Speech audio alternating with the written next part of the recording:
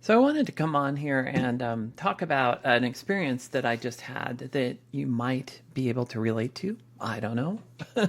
If you're a thinking kind of person who tends to maybe overthink, maybe be a little bit over skeptical, this might relate because it's about that voice that for so many of us kicks in when maybe you're starting to believe that there's something bigger or something more interesting, something deeper going on here. Maybe you're curious about that, like I have been for much of my life. But always then there's a doubt that kicks in, a feeling of like, oh, maybe I'm being gullible here. Maybe I'm being misled here. A feeling of almost like shame and this idea that maybe I'm just making this all up.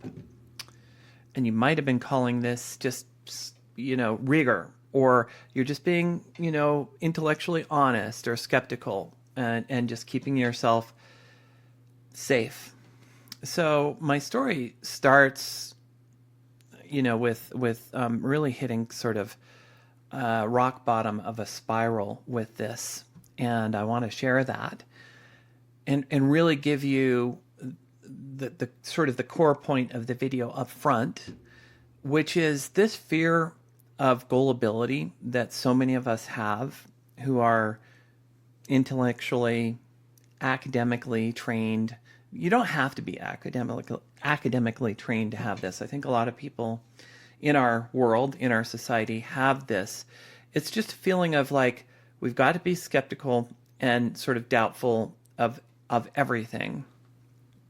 And it's seen as like, as this thing of like, I am so rigorous, I'm so intellectually careful and cautious, and especially being trained like a scientist, like I was, that is pounded into people.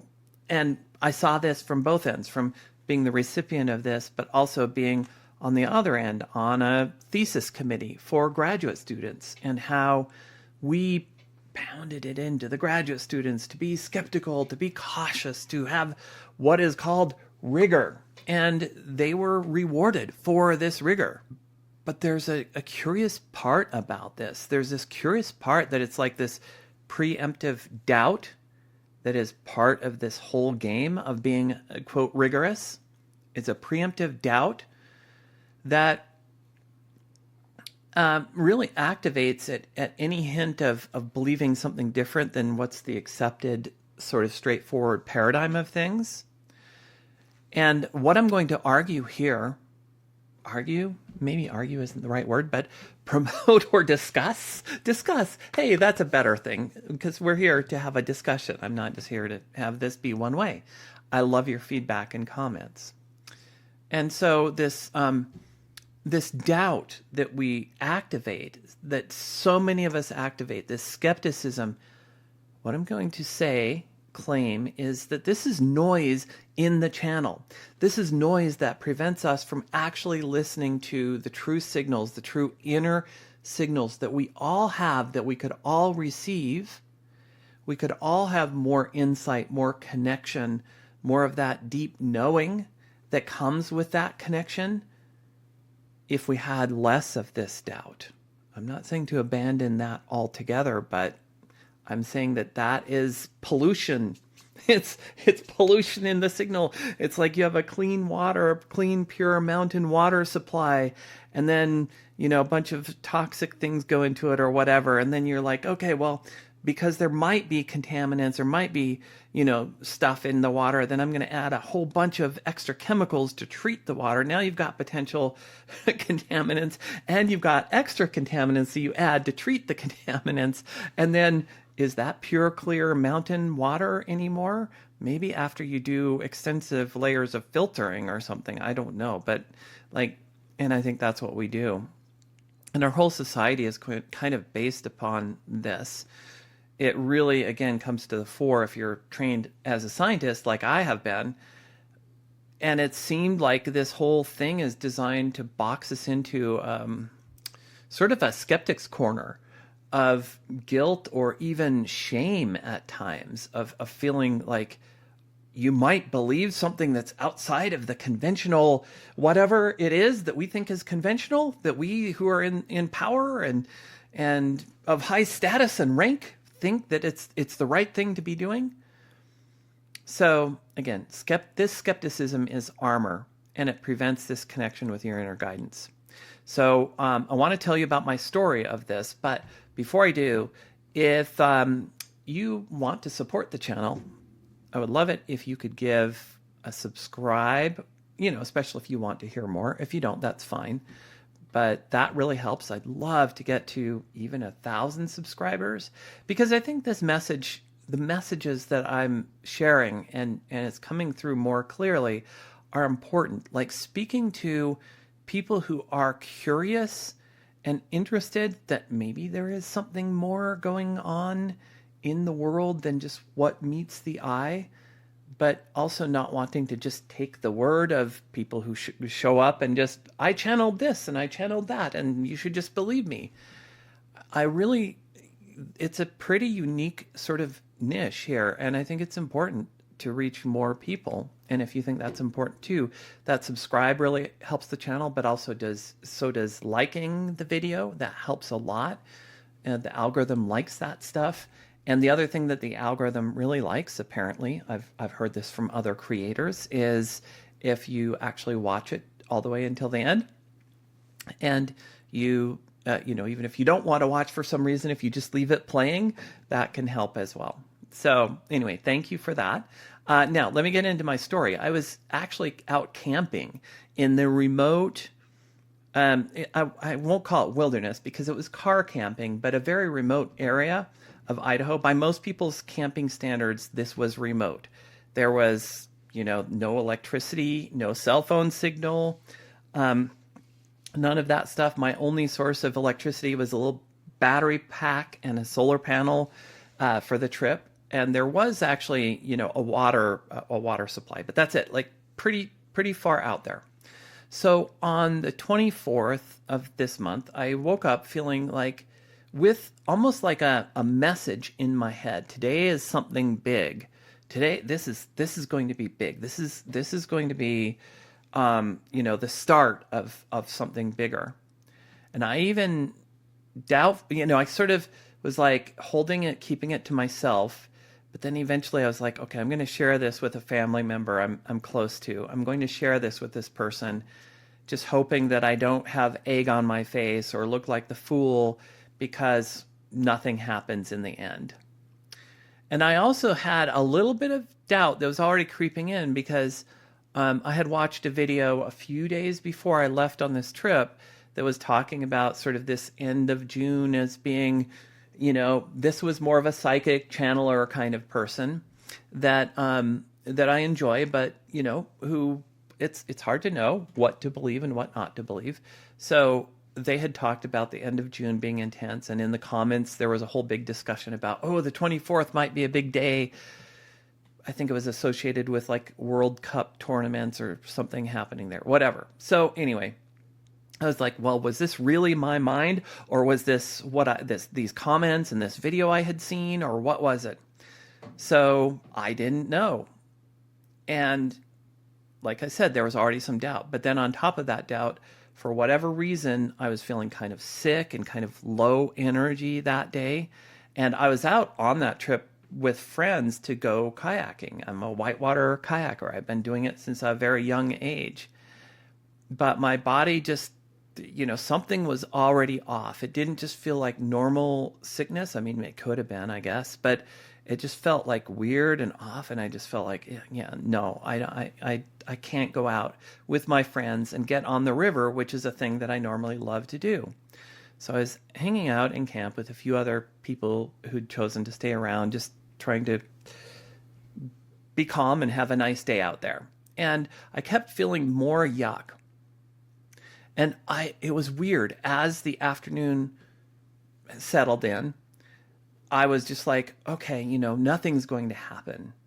I mean, I did have this event where I took a nap because I was feeling so tired, and suddenly I woke to a booming like sound, and I looked out of the tent, and there were these 2 jet fighters flying over in this fairly remote area of Idaho, but at the same time, those jet fighters, there is an air base in Idaho. So I was like, okay, well, maybe that was just a training exercise.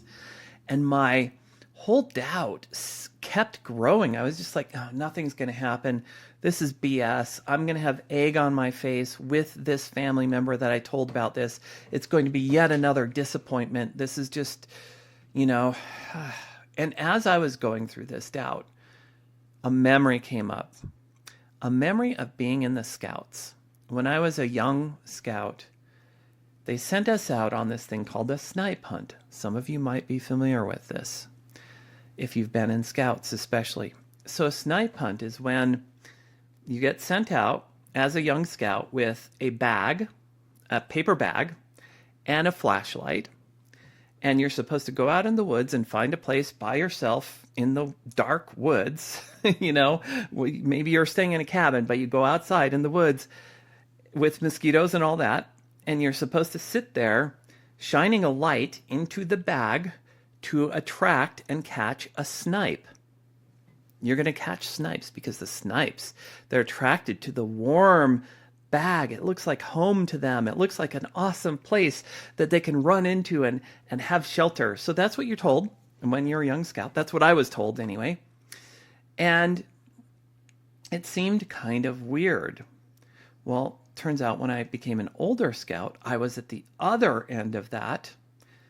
Because it always felt weird because like nobody ever caught a snipe. We were all just out there and all of that. So when I became an older Scout, I was then told that I am now sort of leading the snipe hunt, being the one who's now I'm in the know, and the know is that this is all just a prank. This is all just a prank on the younger kids whose purpose, I don't know. What is the point of pranking young kids? It's almost like it's an intentional indoctrination to have them not believe anything. But not only that, I think it's much more malicious than that. Like at the time I was like, yeah, okay, it's a prank, but whatever, maybe it's just kind of like, they'll get over it. But then this came back up as I was feeling this skepticism and doubt that nothing's going to happen on this date, on the 24th. Nothing's going to happen. My feelings are unfounded. I'm just wrong. I feel gullible. I feel I shouldn't have listened to videos. I shouldn't have listened to myself. And I was feeling that same sort of shame for being that young kid who went out and was gullible enough to shine the light in the bag when there was no such thing as a snipe hunt. I mean, apparently there is a bird called a snipe, but they're not attracted to bags in the woods with little kids standing there shining flashlights in at night. I mean, it's such a ridiculous thing.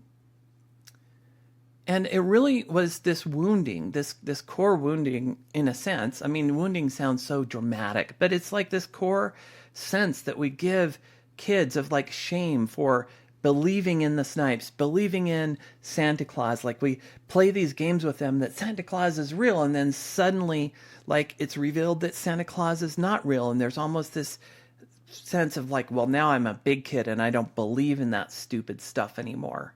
And so much of our society is based on that kind of doubt and skepticism.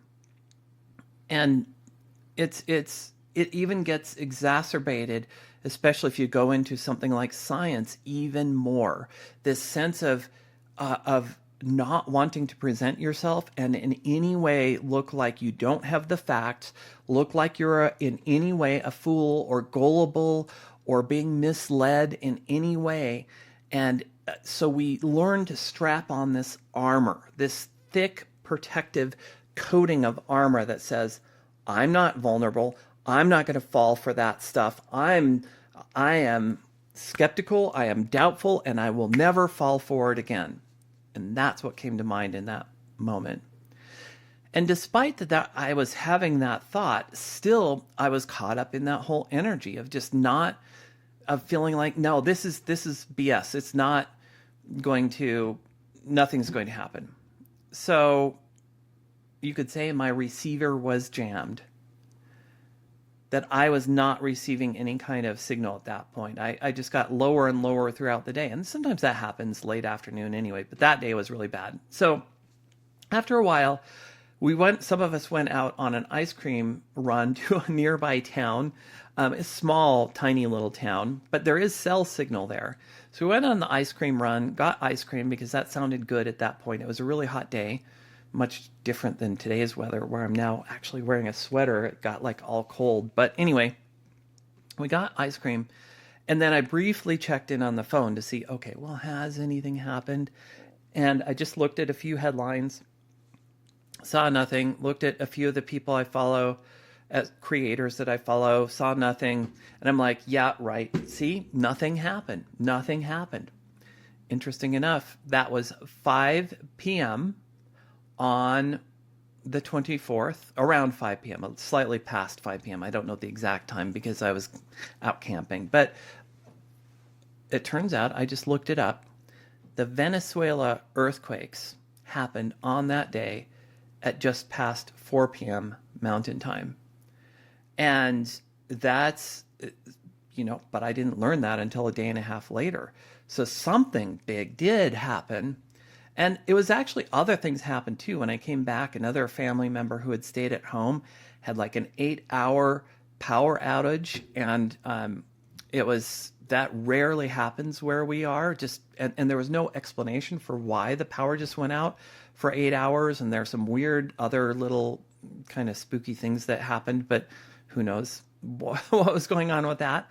And I've heard from other people that the energy of that day, like there was just weird small quirks in a lot of places. So, that it's so interesting that I got to a point where I concluded this is just all BS.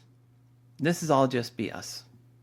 So it was so bad that evening, like after having this thing of seeing the news and quote, nothing happened, despite that a big earthquake had happened that really affected and killed many people and affected somebody that I know, personal family members of somebody I know. I mean, so something big happened anyway, but I again was there. I was in my tent in that evening, just sitting down, making notes.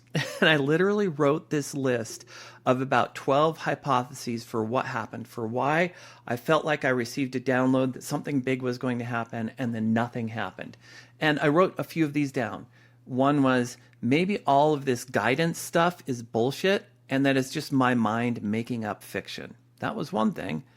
Or another more nefarious thought is maybe whatever I am receiving is kind of like AI, and maybe it's all just like this guidance stuff is really sycophantic and it just tells me what I want to hear. Or maybe it's just my ego, even worse, telling me just what I want to hear.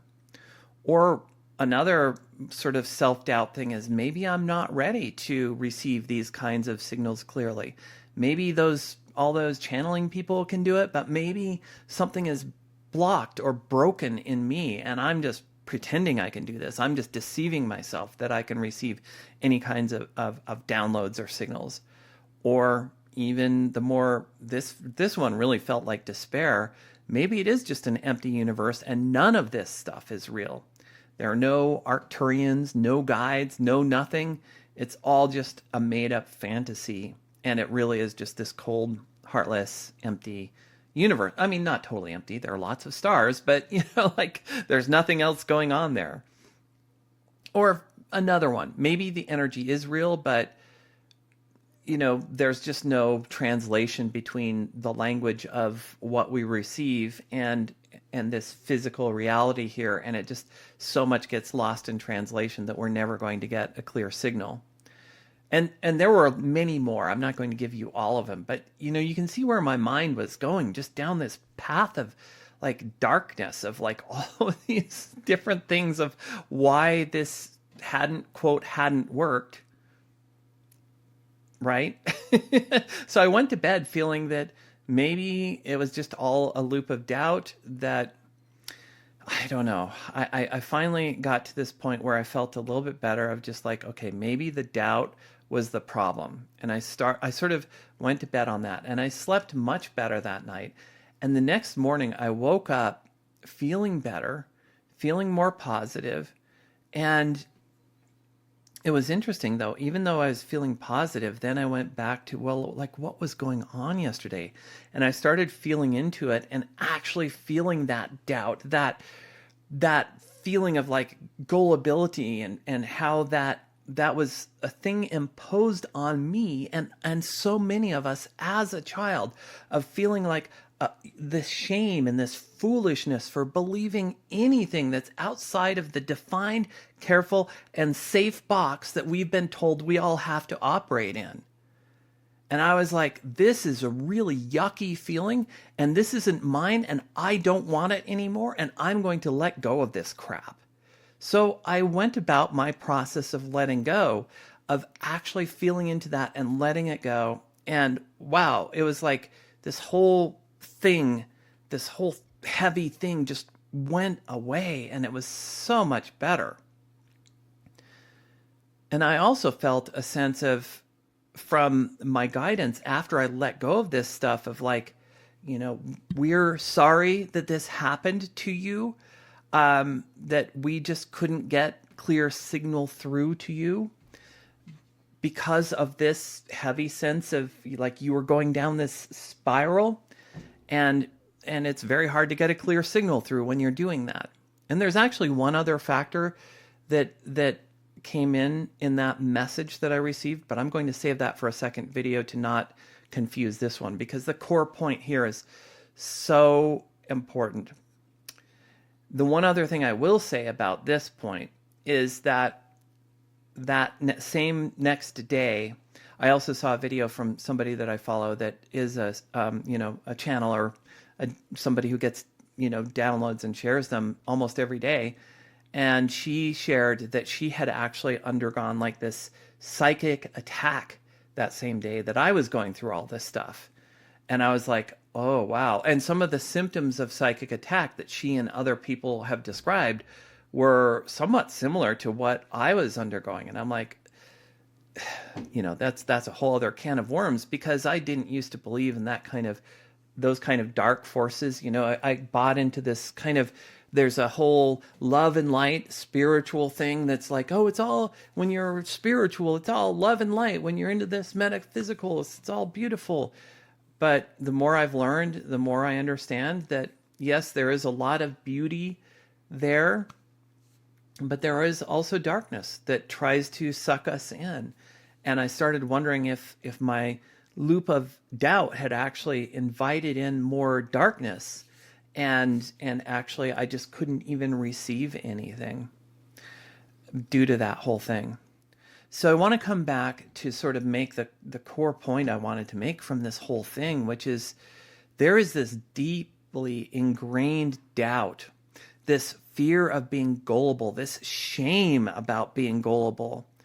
And when you are carrying that, like I had been carrying, and I can't say that I've released it all, but I at least released some of it with this experience, that is not, you can't be a neutral observer when you're doing that. You are actually putting a filter on receiving any kind of clear signal. And all of us have a signal, a guidance, an inner knowing that comes through. I mean, at least that's my current operating model. I can't prove it to you, but that's my current operating model. I've had a lot of data points that support that. Some that, like this thing that I just went through, that sometimes contradict it. But that's my model. And when you are operating from the doubt, you are blocking it. It's an active sort of contaminant of our own signal. It's like adding a whole bunch of chemicals to water. It reminds me, I was in Bali once, and the you couldn't drink the tap water, but the place I was at, like the bottled water was expensive, and plus I just saw bottles lying all over the ground everywhere, and I was like, I don't want to contribute to that problem. So I brought this purifier that added like chemicals to it. It tasted like chlorine, so I would like get water and put this chlorine stuff in and then drink it, but it was like almost impossible to drink with that like heavy chlorine taste. That's like what we're doing to our own signal with this doubt. And we've all been trained to worship this, worst of all, to worship this skepticism, this doubt, this like say, oh, well, we're justified in being doubtful. Well, in some sense, yes, there are, especially now in our current world, people who are trying to take advantage of us. But that doesn't mean that this armor is really helping us. Because at least for me, it just has become such a thick layer of armor instead of something that is more of a, let's say a curiosity. Because I think underneath this all is just all of us, just this kid in the woods with a paper bag who's like, then learns that, oh, I was stupid and silly, in following that and feeling shame about that. So what is the opposite of this? What can we actually do about this? Because I don't want to just leave you with like, okay, well, this is the problem. Well, the solution is this curiosity. It's the opposite of that armor. It's what I believe real science is about. Like if you've ever heard me talk about science and the scientific establishment, one of the biggest problems that I have, having been intimately part, like multi-generationally, my grandfather was a chemist. My father was a professor chemist nominated for the Nobel Prize. My brother, physicist. And I was a tenured faculty member in science until I left. And the whole thing about this is curiosity goes out the window. The higher you go in training, you can have curiosity, but it has to be contained to narrow, safe, approved channels that are currently in vogue, that are like, okay, we accept this channel for your curiosity, but if you're going to go over here with your curiosity, then you are out of bounds. You are the laughing stock. You are now to be shamed. You are now to be pushed out. And it makes me so angry that science operates that way, because that is not the core principle of science. And I think that way that science operates has infected our whole society and informed all of us. And I think it's very nefarious, honestly. So the antidote is, again, a light sense of curiosity. It's not just accepting something. It's not accepting that signal. It's not accepting what a channeler says. It's not accepting anything blanket as truth, but it's not dismissing it either. It's just saying, this is an interesting data point. Let's see what happens with this. Let me be curious about this. Let me not get myself into a bad position based upon this. Let me not stake my whole future on this one thing, this one data point. But let me at least be curious and see, oh, does something happen with this? Taking that as just a data point. Okay, what can I do with this data point? What does this data point mean? And playing with that. That is true science. That is true curiosity. And that is a much more healthy way to live life. Like if I had gone in with curiosity in that camping trip, in that whole experience, it would have been a much more pleasant experience that day. So the day I'm recording this is the number 62626. 62626. It's a palindrome. If you're also into numerology, which I'm not like a numerology person, but I did have an experience where some numerology was done on like some birth dates of myself and other people I know, and it was creepily prescient. So who knows? But I find this number intriguing because according to the numerology, it's like a really powerful number today. And again, at first, my mind wanted to either make up meaning and say, okay, this is really big and this is going to be a huge thing, or it's going to be nothing. And instead, I'm just sitting with it in curiosity. It will be interesting to see if anything happens, if anything comes of that particular date.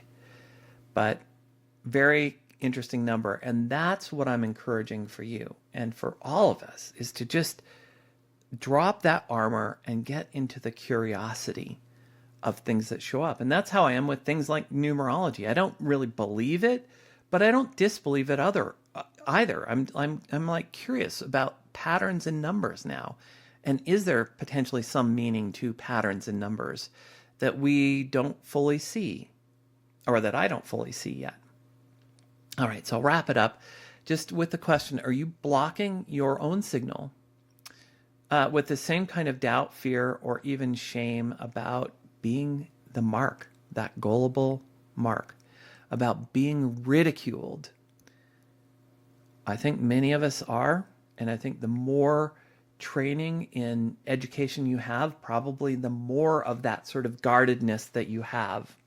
So we'll talk about this more in the next video, but I hope that just sharing the story helps you if you've ever had that loop of doubt and worry and caution and skepticism, which I have had many, many times, and probably this isn't the last that I've had it. All right, this is Morgan Giddings. I'll see you next time.